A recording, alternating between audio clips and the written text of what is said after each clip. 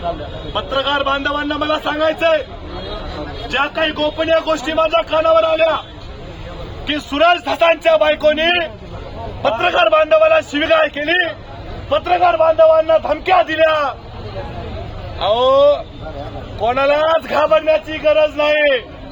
कोणी कितीही आपटले तर पालकमंत्री धनंजय मुंडे साहेबांचा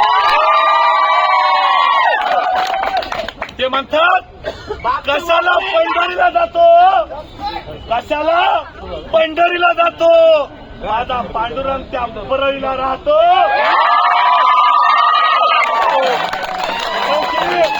आमच्या साहेबांनी कधी बेईमानी नाही केली. भगवान बाबाची शपथ सांगतो, माझा अनुभव 18 पगड जातीला, मराठा समाज असेल, ओबीसी समाज असेल, धनंजय मुंडे साहेबांच्या बंगल्यात गेलेला कोणीच नैराश्याने वापस गेला नाही.